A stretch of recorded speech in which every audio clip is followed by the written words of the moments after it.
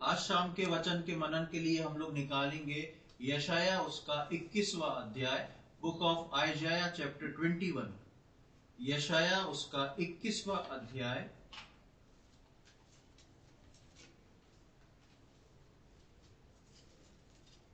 यशाया की किताब 21वां अध्याय और 11वीं और 12वीं आयत। Book of आइजाया chapter 21 versus 11 and 12। दूमा के विषय भारी वचन। सेईर में से कोई मुझे पुकार रहा है, हे पहरुए रात का क्या समाचार है, हे पहरुए रात की क्या खबर है। पहरुए ने कहा, भोर होती है और रात भी, यदि तुम पूछना चाहते हो तो पूछो, फिर लौट कर आना। दो वचन यशाया नबी की किताब में हम पढ़ते हैं जहां पर एक प्रश्न उत्तर है, और पहली आयत में जो 11वीं आयत है उसकी शुरुआत में हम देखते हैं कि वो क्या है। वहां पर हम पढ़ते हैं दूमा के विषय भारी वचन। भारी वचन मतलब के एक बहुत ही सॉलिड या बहुत ही गंभीर या चेतावनी वाला वचन। एक खास वचन जो है वो दिया जाना है, एक खास भारी जिसकी जो बहुत वेट वाली चीज है वो सर्व की जाने वाली है। और वो क्या है हम देखते हैं, सेईर में से कोई मुझे पुकारता है, सेईर में से कोई मुझे पुकार रहा है, हे पहरुए रात का क्या समाचार है। ये सेईर जो है एक स्थान है और वहां से कोई पुकार रहा है। किसको पुकार रहा है? हे पहरुए। पहरुआ कौन? वॉचमैन, पहरेदारी करने वाला वॉचमैन।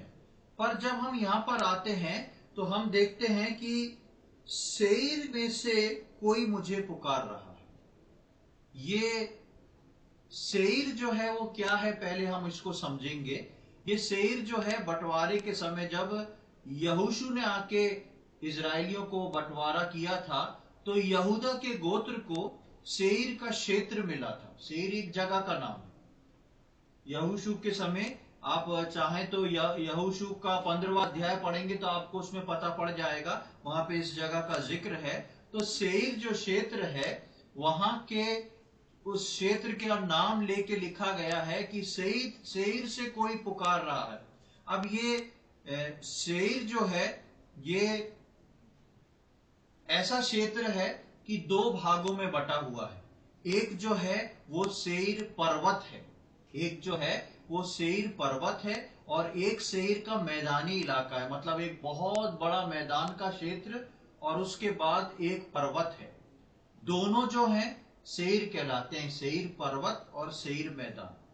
ये सेईर मैदान जो है, इस मैदान में रहने वाले जो यहूदा के लोग हैं, सेईर में रहने वाले लोग जो हैं, वो सेईर के पर्वत पर कोई है उसको पुकार रहे हैं। यहां पर हम पढ़ते हैं, सेईर में से कोई मुझे पुकार रहा है, हे पहरुए रात का क्या समाचार है। ये मतलब लिख कौन रहा है? ये पहरुआ लिख रहा है, यानी कि वॉचमैन लिख रहा है कि कोई सेईर में से मुझको पुकार रहा है। मतलब मैदानी इलाके में से उस पहाड़ पे, ये पहरुआ जो है वो उस पहाड़ पर है, और ये मैदानी इलाके से लोग जो हैं वो उस पर्वत पर बैठे हुए पहरुए को पुकार रहे हैं। पर्वत पर पहरुआ है और नगर के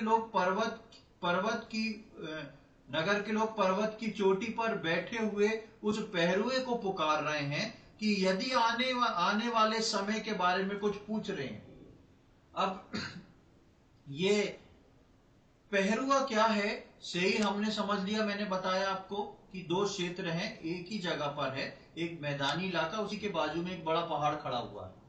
सेईर के लोग जो हैं उस पर्वत पे, जो सेईर पर्वत है उस पे पुकार रहे हैं। ये जो पहरुआ है वॉचमैन है, और बाइबल में इसका जो जिक्र आया है, किस कारण से आया उसको मैं बता रहा हूं कि ये पहरुआ जो है इसका काम क्या है।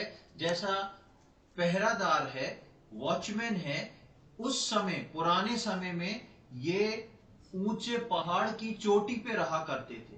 ये पहरुए जो हैं, वॉचमैन जो हैं, कोई भी मैदानी इलाके की ऊंचाइयों में पहाड़ पे एक चोटी पे रहा करते थे। और इनका काम क्या होता था? इनका काम, जैसा इनका नाम है पहरुआ या वॉचमैन, इनका नाम अंग्रेजी में वो सही है वॉच, उसको देखना। पहरादार मतलब पहरा देना, वॉचमैन मतलब के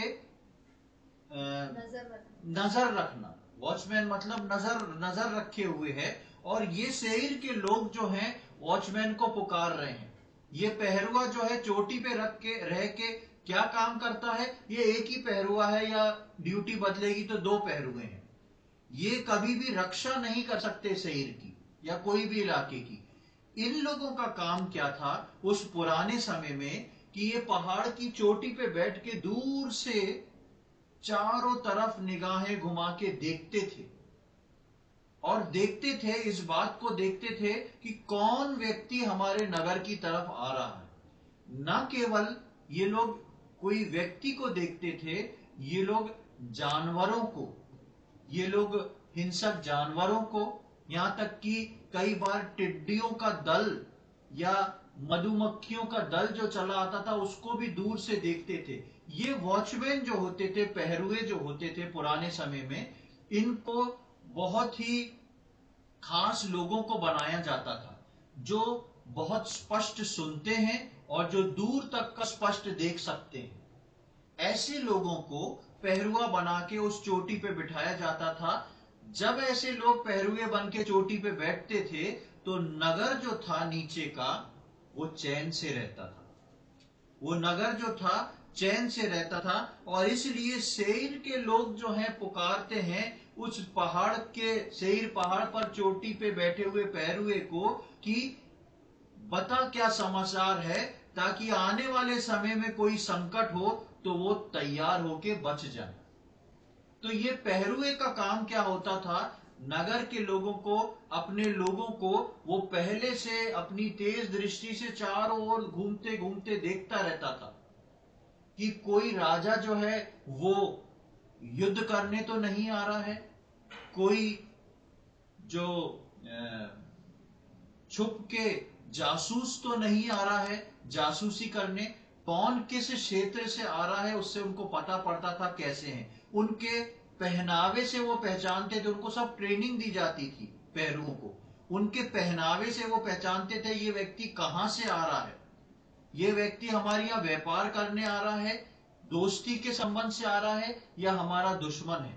ये व्यक्ति भले ही दोस्त है, लेकिन यदि उनको लगता था कि इस व्यक्ति के अंदर कुछ गड़बड़ है, जो कुछ भी होता था वो सब उस व्यक्ति के या उस परेशानी के आने से पहले किसको खबर कर देते थे? उस नगर के लोगों को। उस नगर के लोगों को खबर कर देते थे। और ये नगर के लोग क्या करते थे? जैसे ही इनको खबर मिलती थी ये नीचे हैं, वो ऊपर है, वो देख के खबर कर दे दिया था, ये लोग उस तरीके से तैयार हो जाते थे। और तैयार होने से क्या होता था? क्या होता था? इनको नुकसान नहीं होता था। ये पहले से प्रिपेयर हो जाते थे उस चीज के लिए कि हमको इस संकट से बचा ले, या कोई जानवर आ रहे तो उसके लिए वो पहले से सब कुछ तैयार कर लेते थे। कोई फौज अटैक कर रही है तो उसके लिए वो पहले से तैयार हो जाते थे। तो जब हम यहाँ पर आते हैं तो देखते हैं दूमा के विषय में भारी वचन, एक भारी वचन बोला जा रहा है जिसके अंदर बहुत वेट है, बहुत बोझ के साथ बताया जा रहा है। और लिखा है सेईर में से कोई मुझसे पूछ रहा है। पूरा नगर नहीं पूछ रहा है, सेईर में से कुछ लोग हैं जो पूछ रहे हैं कि हे पहरुए, रात का क्या समाचार है?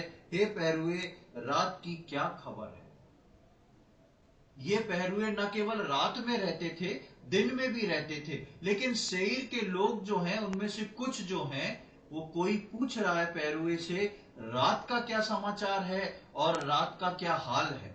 और हम देखते हैं कि पहरुए ने कहा भोर होती है और रात भी। भोर होती है और ऐसा होता है क्या? ऐसा होता है क्या? भोर होती तो पूरी होती है, रात होती तो पूरी होती है। लेकिन पहरुआ बोल रहा है भोर होती है और रात भी। और बोलता है यदि तुम पूछना चाहते हो तो पूछो, फिर लौट के आना। यदि तुम पूछना चाहते हो तो पूछ लो। स्पष्ट वो पहरुआ बताने को तैयार है। अब ये पहरुए का रोल परमेश्वर के वचन में आप जब शुरुआती दौर से देखेंगे, उत्पत्ति से, बहुत ही खास है। प्रकाशित वाक्य तक इनके तरीके बदलते गए हैं। तरीके से मतलब इनके नाम बदलते गए हैं। हम देखेंगे एक आयत को, यशाया 62 उसका 6 और 7। आइजाया चैप्टर 62, यशाया 62 उसका 6 और 7।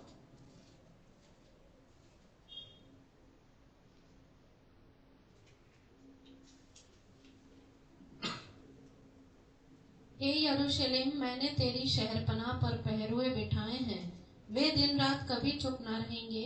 हे यहोवा को स्मरण करने वालों, चुप न रहो, और जब तक वह यरूशलेम को स्थिर करके उसकी प्रशंसा पृथ्वी पर न फैला दे, तब तक उसे भी चैन न लेने दो। यहाँ पर परमेश्वर जो है वो सियोन की चिंता करके सियोन के लिए एक बात बोल रहा है, और वो बोलता है, हे यरूशलेम, मैंने तेरी शहरपनाह पर पहरुए बिठाए हैं।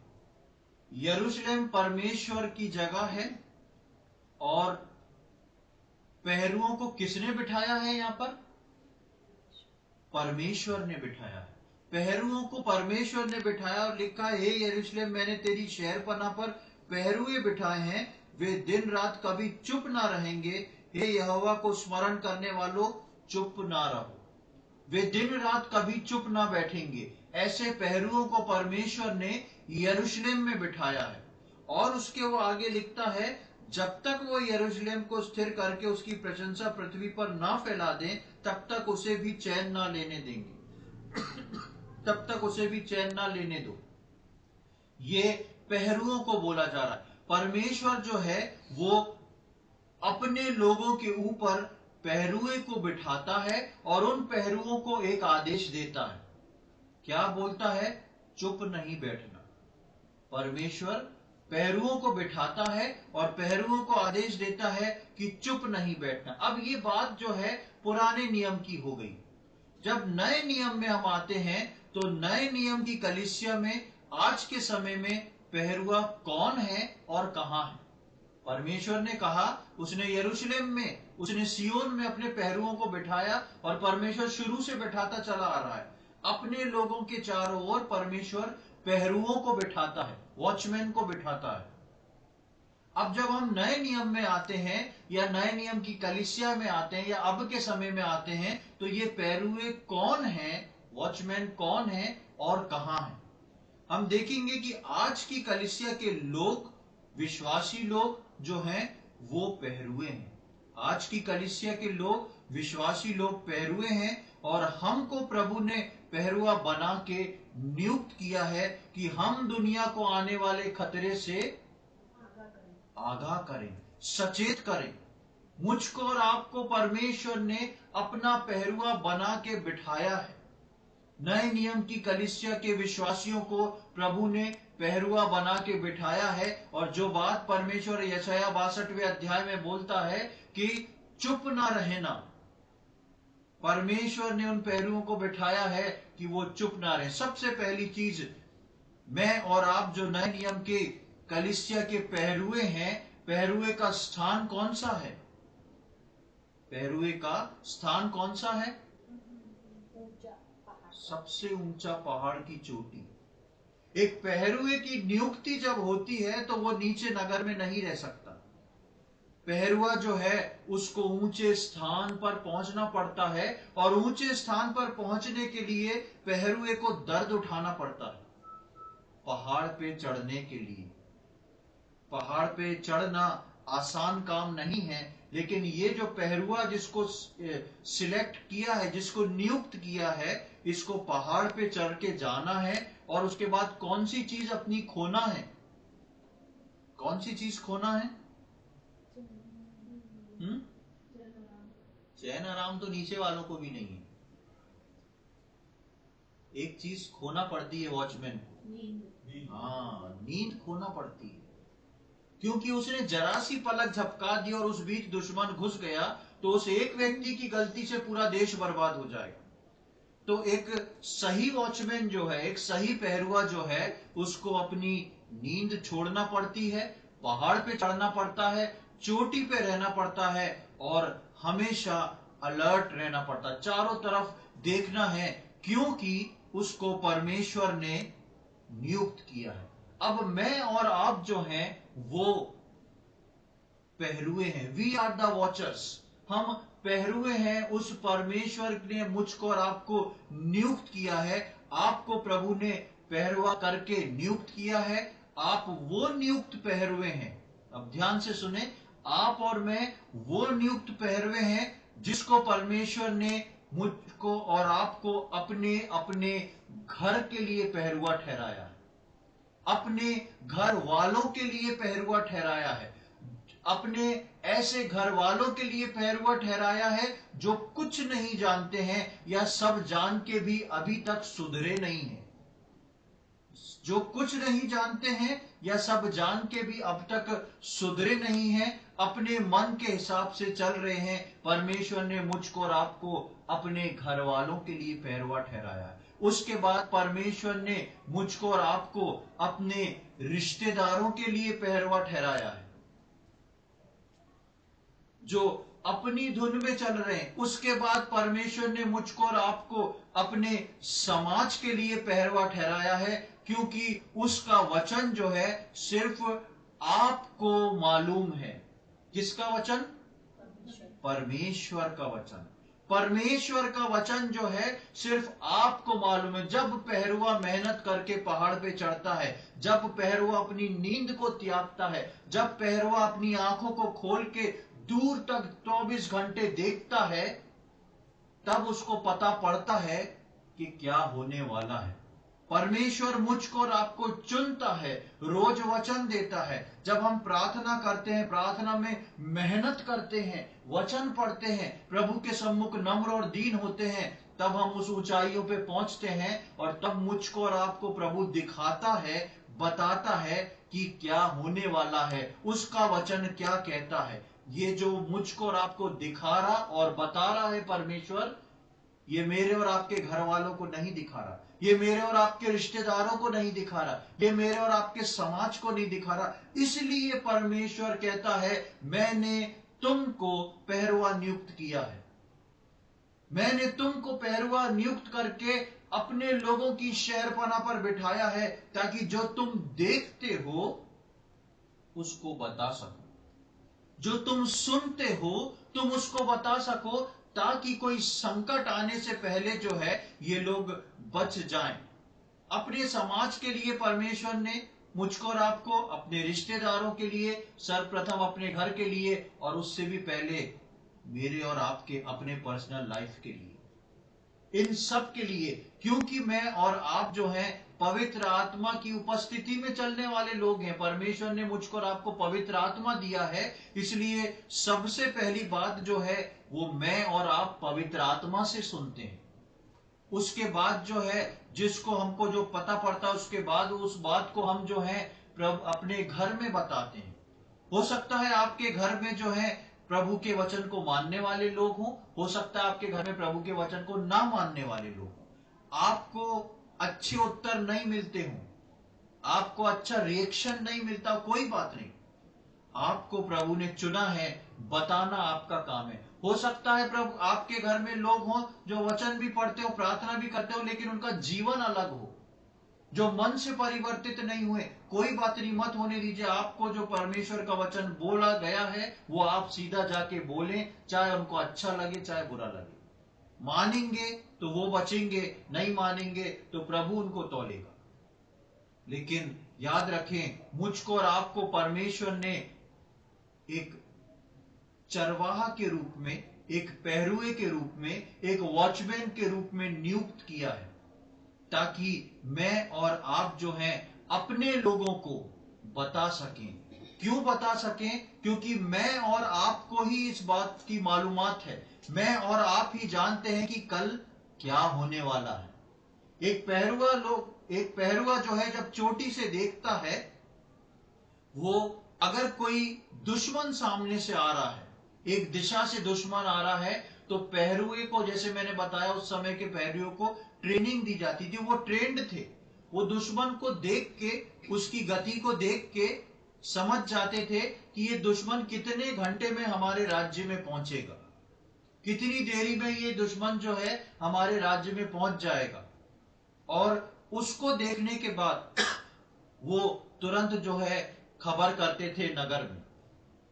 दूर का देखना या ये समस्या जो आ रही है कब होने वाली है, इसका इल्म जो है या इसका ज्ञान जो है वो पहरुए को होता था। वो बता देता था ये फौज जिस तेजी से चल रही है, ये फौज जो है एक दिन या 24 घंटे के अंदर या 48 घंटे के अंदर यहां पर पहुंच जाएगी। उसको मालूम है, लेकिन नगर के लोगों को वो नहीं दिख रहा है।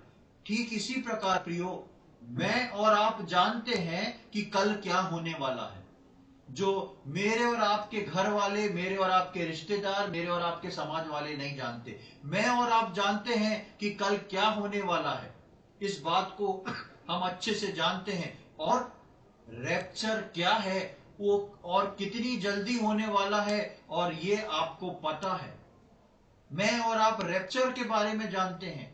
प्रभु यीशु मसीह का आगमन कब हो रहा है, कितने शीघ्र आने वाला है, कितनी पास पहुंच गया है, इस बात को जानते हैं। और मैं और आप जानते हैं रैप्चर में कौन उठाया जाएगा। मैं और आप जानते हैं कि रैप्चर में कौन उठाया जाएगा, और मैं और आप ये भी जानते हैं कि रैप्चर में छूट कौन जाएगा। अब आप समझे आप कितने कीमती पहरुए हैं, क्योंकि परमेश्वर ने मुझको और आपको शहरपना पर बिठाया है, जो दुनिया नहीं जानती। भले ही दुनिया आज तेजी गति से आगे बढ़ रही है, बहुत सारे बुद्धिमती वाले लोग हैं जिनकी बहुत बुद्धि है, जो बहुत ऊंचे पदों पे हैं, बहुत ऊंचे अफसर हैं, बहुत अच्छी बात करते हैं, देश चलाते हैं, बहुत सारी चीजें करते हैं। लेकिन परमेश्वर को ये भाया कि उसने मुझको और आपको पहरुआ चुन के बिठा दिया है कि मैं और आप वो देख सकें जो पूरी दुनिया नहीं देख रही। इसलिए परमेश्वर बोलता है, मैंने उस शहरपना पे पहरुए बिठाए हैं, और उस शहरपना पे पहरुए बिठाए, और वो पहरुए मैं हैं और आप हैं। तभी तो हमको मालूम है प्रभु शीघ्र आने वाला है, दुनिया के लोगों को नहीं मालूम। तभी तो हम जानते हैं कि रैप्चर क्या है, तभी तो हम जानते हैं कि रैप्चर में कौन उठने वाला है, तभी तो हम जानते हैं कि रैप्चर में कौन छूटने वाला है। कितना परमेश्वर ने क्लियर मुझको और आपको बता रखा है। कौन जाएगा कौन छूटेगा ये भी हमें पता है। ये बात अलग है कि हमारी छूटने की तैयारी है कि नहीं, कि जाने की तैयारी है, हम उसके लिए भी प्रयत्न करते रहते हैं। लेकिन अनजाने हम नहीं हैं, क्योंकि हम जो हैं दूर से देखते हैं। प्रियो, मैं और आप जो हैं पहरुए हैं, और अब मैं और आप जो हैं एक जिम्मेदार व्यक्ति हैं। मेरे और आपके ऊपर डिपेंड करता है कि मेरे और आपके घर का कौन व्यक्ति छूटने वाला है। मेरे और आप पे डिपेंड करता है मेरे और आपके समाज का, मेरे और आपके रिश्तेदार का कौन व्यक्ति छूटने वाला है। यदि मैं और आप उसको बताएं, वो नजरअंदाज करे, वो बात अलग है। लेकिन ये जरूरी है कि मैं और आप उसको बताएं। ये ना सोचें कि ये मेरा अपना है, इससे मैं मीठे शब्दों में बोलूं। जो परमेश्वर कड़वा बोलता है उसको आपको भी कड़वा बोलना है, क्योंकि अगर आपने आज मीठे शब्द से बोला तो आप स्वयं उसके जीवन को बर्बाद कर देंगे। इसलिए मेरे और आपके जीवन में ये जरूरी है, जो हम देखते हैं उसको स्पष्ट बोलें।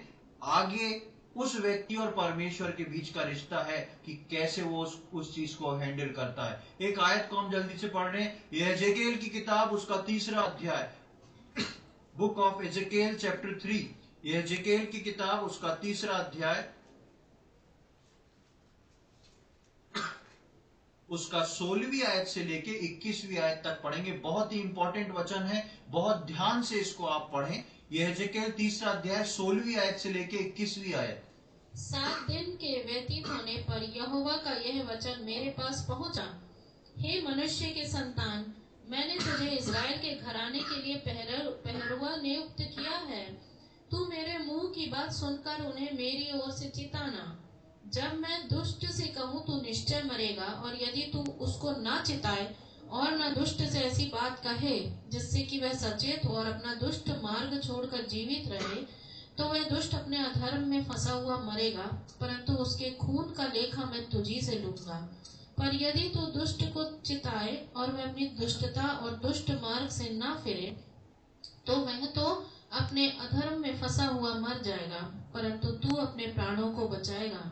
फिर जब धर्मी जन अपने धर्म से फिरकर कुटिल काम करने लगे और मैं उसके सामने ठोकर रखूं, तो वह मर जाएगा, क्योंकि तूने जो उसको नहीं चिताया, इसलिए वह अपने पाप में फंसा हुआ मरेगा। और जो धर्म के काम उसने किए हों, उनकी सुधि न ली जाएगी, पर उसके खून का लेखा मैं तुझी से लूंगा। परंतु यदि तू धर्मी को ऐसा कहकर चिताए कि वह पाप ना करे और वह पाप से बच जाए, तो वह चेतावनी को ग्रहण करने के कारण निश्चय जीवित रहेगा और तू अपने प्राण को बचाएगा। यहाँ पर हम देखते हैं कि शुरुआत कहाँ से होती है। 16वीं आयत में हम देखते हैं 7 दिन के व्यतीत होने पर, 7 दिन, 7 नंबर जो है वो प्रभु यीशु मसीह को बताता है और 7 नंबर जो है परफेक्शन को बताता है। 7 दिन पूरे होने पर यहोवा का ये वचन मेरे पास पहुंचा। नए नियम की कलीसिया के लिए प्रभु यीशु मसीह का पहला आगमन पूरा होने पर नए नियम की कलीसिया के लोगों के लिए ये वचन है। नए नियम की कलीसिया के लोगों के लिए प्रभु यीशु मसीह का पहला आगमन होने के बाद अब नए नियम की कलीसिया के लिए ये वचन है। और क्या है? हे मनुष्य की संतान, मैंने तुझे इजराइल के घराने के लिए पहरुआ नियुक्त किया है। परमेश्वर ने मुझको और आपको प्रभु यीशु मसीह को जान लेने के बाद, उसकी कुर्बानी के परफेक्शन के बाद, यीशु मसीह के बाद मुझको और आपको उसने एज अ वॉचमैन नियुक्त किया है।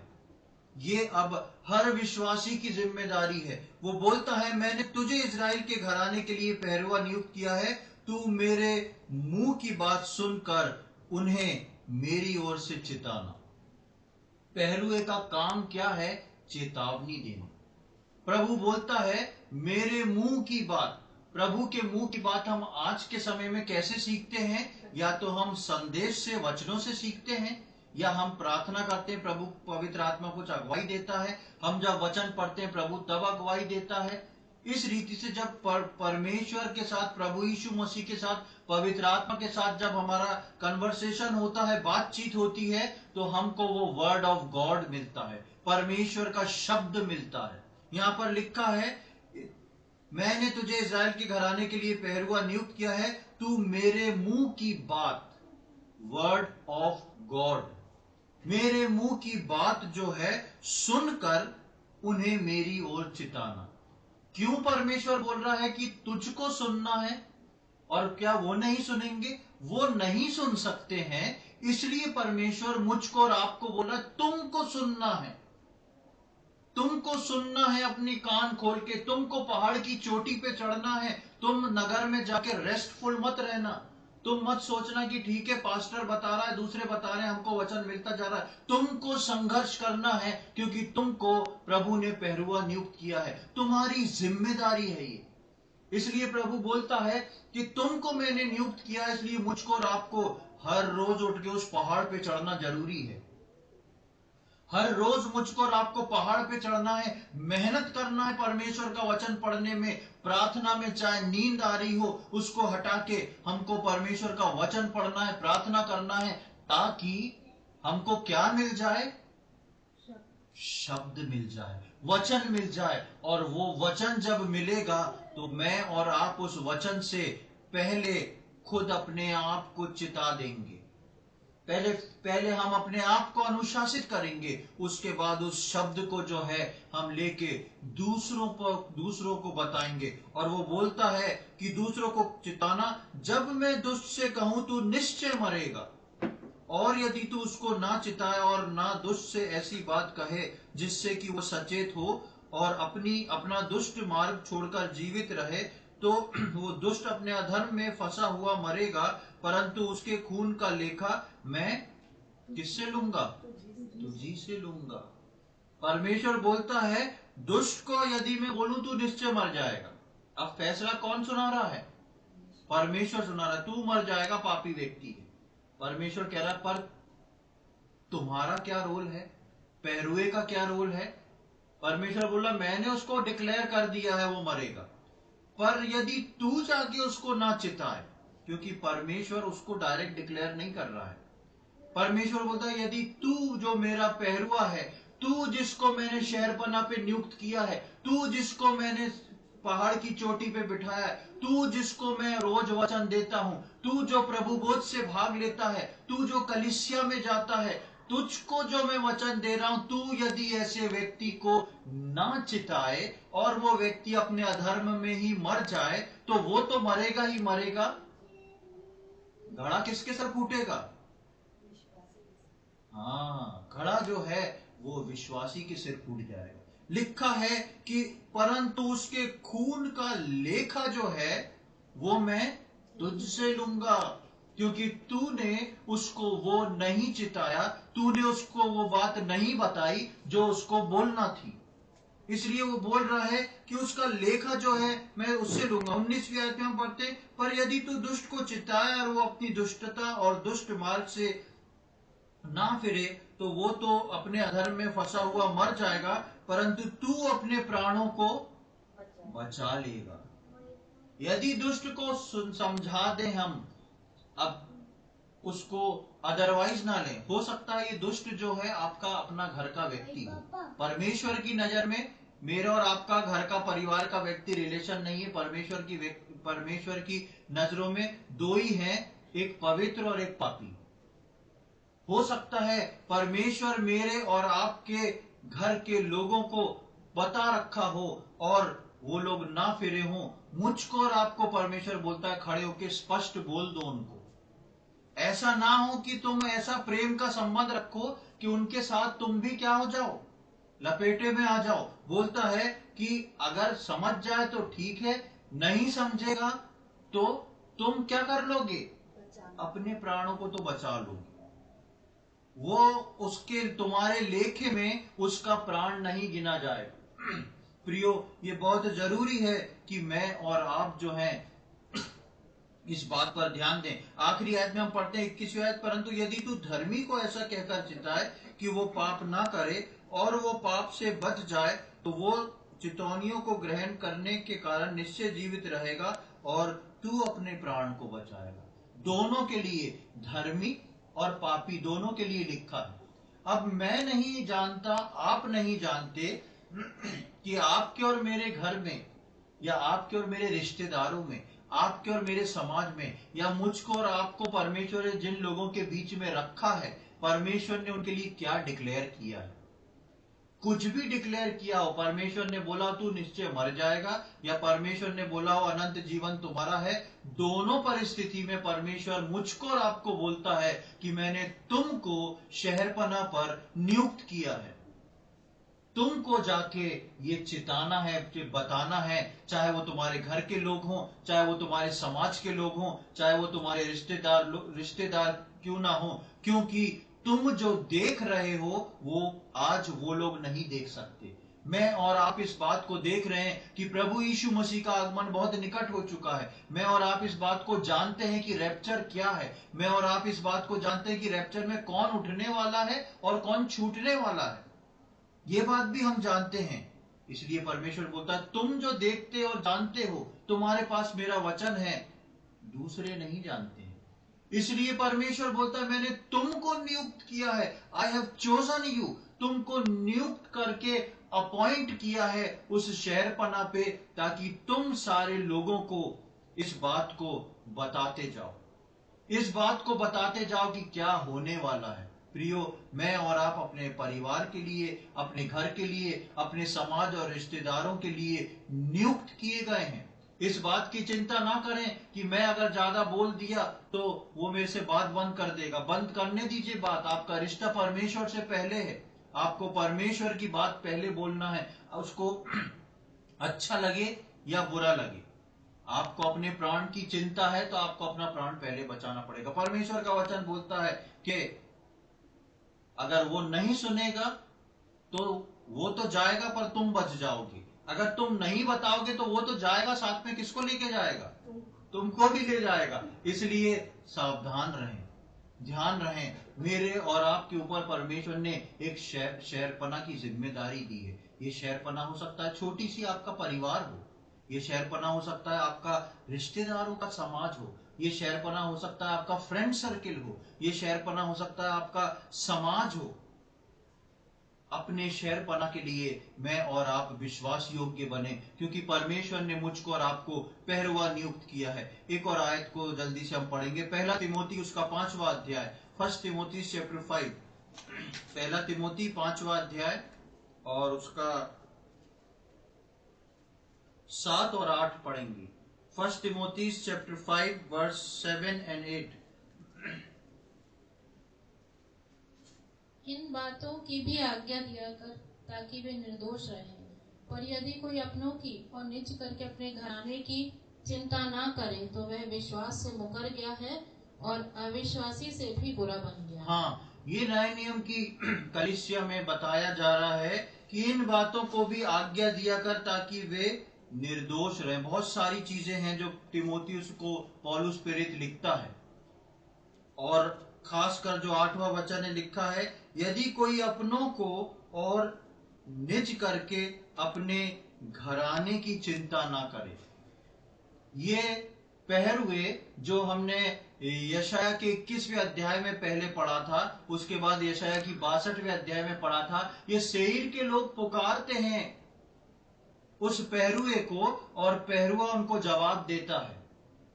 क्यों जवाब देता है? क्योंकि पहरुए को एक कंसर्न है, पहरुए को एक चिंता है सेईर के लोगों के लिए, क्योंकि पहरुआ इस बात को समझ रहा है कि मुझको इस से मैदानी सेईर के इलाके के लिए परमेश्वर ने नियुक्त करके चोटी पे बिठाया है। इसलिए यहाँ पर तिमोथियुस को पौलुस लिखता है कि तू अपने अपनों की और निज करके अपने घराने की चिंता अपने की और निज करके अपने घराने की चिंता ना करे तो वो विश्वास से मुकर गया है, और किससे भी बुरा है?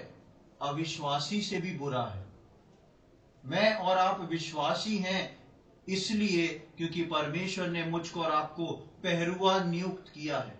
मैं और आप पहरुए उस शहरपना पे नियुक्त कर गए हैं, वो शहरपना जिसको यीशु मसीह लेने आने वाला है, वो शहर जिसको यीशु मसीह उठा के अपने साथ ले जाना चाहता है। चाहे वो शहरपना आपके घर की हो, चाहे वो शहरपना आपके समाज की हो, चाहे वो शहरपना आपके रिश्तेदारों की हो, यू आर अपॉइंटेड, आपको चुन के सिलेक्ट करके उस पहाड़ की चोटी के ऊपर बैठा दिया गया है, ताकि आप आने वाले संकट के बारे में अपने लोगों को चिता सकें, अपने लोगों को बता सकें, उनको खुल के बताएं एक यीशु मसीह है जो पापों की क्षमा दे रहा है, वो मुझको लेने आ रहा है। आप तैयार होंगे तो चलेंगे, नहीं तो आप छूटेंगे।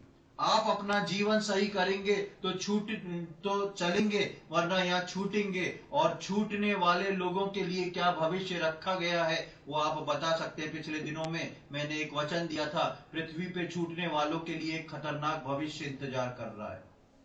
बताएं उनको, चाहे वो हमारे अपने प्रिय कितने भी खून के संबंध के लोग क्यों ना हो, आप एक बार बुरे जरूर बन सकते हैं, 4 दिन में वापस सब बातचीत होने लगेगी, लेकिन आप अपने प्राणों को बचा लेंगे।